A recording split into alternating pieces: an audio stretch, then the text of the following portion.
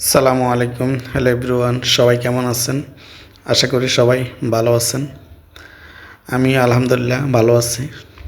আজকের এই ব্লগে আপনাদের সাথে আছি আমি আব্দুল লতিফ। আজকে আপনাদের সাথে শেয়ার করব তাজিকিস্তান সম্পর্কে।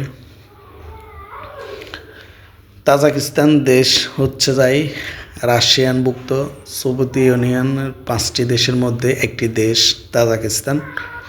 তাজিকিস্তান দেশ আসলে সত্যি অসাধারণ, খুবই সুন্দর এবং তাদের ট্রাফিক রুলসগুলা আসলে সত্যিই দেখার মতো। দেখতে পাচ্ছেন একেবারে গাড়ি নাই বললে চলে, খুবই কম। তারপরেও সিগন্যালের বাহিরে কোনো ধরনের গাড়ি চলাচল করে না যতক্ষণ পর্যন্ত সিগন্যাল না উঠতেছে না পড়তেছে, এবং মানুষ পারাপারের এবং গাড়ি চলাচলের দেখেন সুন্দর একটি দৃশ্য। আসলে তাজিকিস্তান দেশ মুসলিম দেশে খুবই সুন্দর। মানুষগুলো অমায়িক, তারা অনেক হেল্পফুল। বিশেষ করে মুসলিম দেখলে আমাদেরকে দেখে তারা অনেক আনন্দিত, যা আমরা বাংলাদেশিদেরকে তারা খুব ভালোবাসে। দেখলাম যে তারা বাংলাদেশি বলার সাথে সাথে অনেক হাসি খুশি কথাবার্তা বলে। এটা আসলে সত্যি কল্পনাহীন যে তারা বাংলাদেশকে ভালোভাবে চেনে এবং বাংলাদেশ সম্পর্কে তারা অনেক কিছু জানে। দেখলাম যে বাংলাদেশ সম্পর্কে তারা অনেক কথা বলল। যখন বাংলাদেশে ডক্টর ইউনূস এখন রাষ্ট্রপ্রধান বা অন্তর্বর্তী সরকারের প্রধান, তারা সে সম্পর্কেও দেখলাম যে অনেক তথ্য তাদের জানা। তো সত্যি তাজিকিস্তানের মানুষগুলো খুবই ভালো। তো তাজিকিস্তান কিভাবে যাবেন বা তাজিকিস্তান কিভাবে আসবেন আপনারা? তাজিকিস্তান আসলে বাংলাদেশ থেকে সরাসরি কোনো ফ্লাইট নেই এবং বাংলাদেশে তাজিকিস্তানের কোনো এম্বাসি নেই। আপনারা যদি তাজিকিস্তান আসতে চান, সেই ক্ষেত্রে আপনারা হয়তো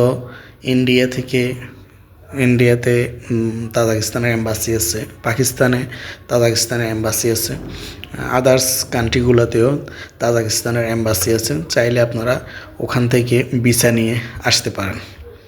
তো সবচেয়ে সহজ হলো উজবেকিস্তানের ভিসা হচ্ছে ই ভিসা, ট্যুরিস্ট ভিসা, ই ভিসা। এটা চাইলে আপনি উজবেকিস্তানে, এখন বর্তমানে উজবেকিস্তানের ট্যুরিস্ট ভিসা বন্ধ রয়েছে এবং তাজিকিস্তানেরও ট্যুরিস্ট ভিসা বন্ধ রয়েছে বাংলাদেশিদের জন্য।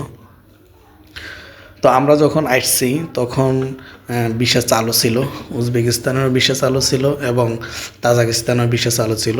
আমরা প্রথমে আসি উজবেকিস্তানে, তারপর উজবেকিস্তান থেকে আমরা তাজিকিস্তান এম্বাসি ফেস করি এবং দিনে দিনে আমাদেরকে ভিসা দিয়ে দেয় এবং আমরা দিনে দিনে বর্ডার ক্রস করি তাজিকিস্তানে আসি। তখন তাজিকিস্তানে আসার পরে দেখতে পেলাম সত্যি পরিবেশ এবং রাস্তাঘাটগুলা খুবই সুন্দর। তো তাজিকিস্তানের ঘোরার অনেক জায়গা আছে। বিশেষ করে তাজিকিস্তান হচ্ছে একটি পাহাড়ে ঘেরা একটি দেশ, প্রচুর পাহাড় দেশে, এবং এই দেশের সাথে তাজিকিস্তানের সাথে কোনো ধরনের সাগর বা নদী কিছুই নেই।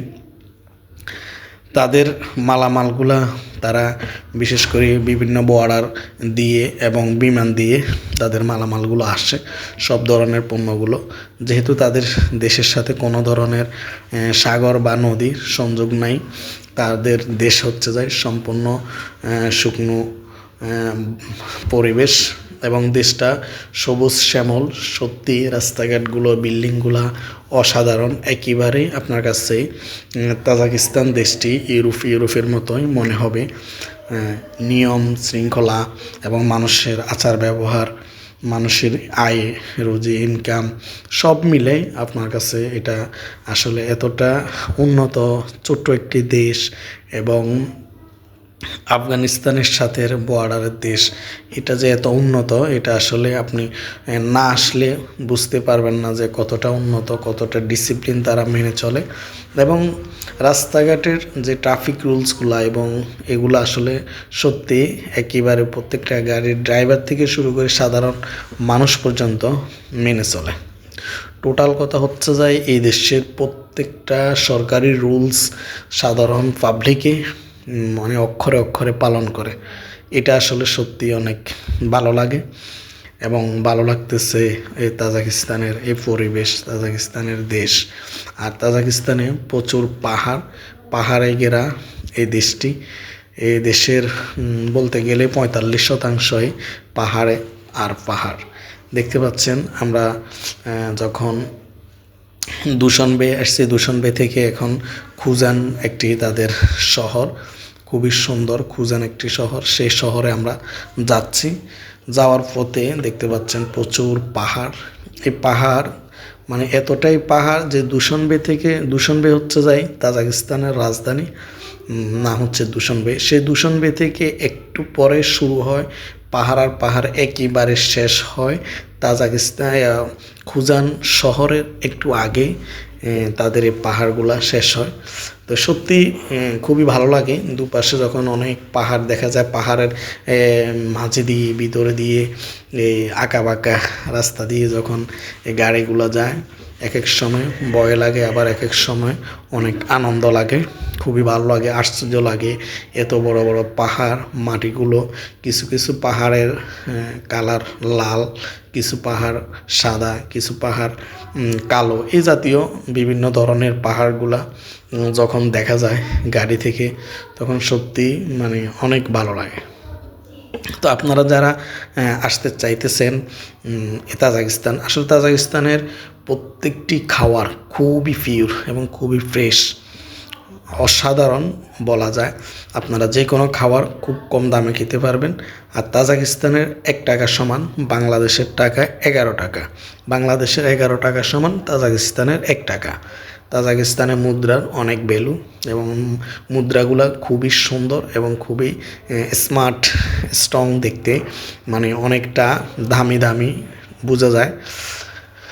তো আপনারা যারা আমার নিয়মিত চ্যানেলের নিয়মিত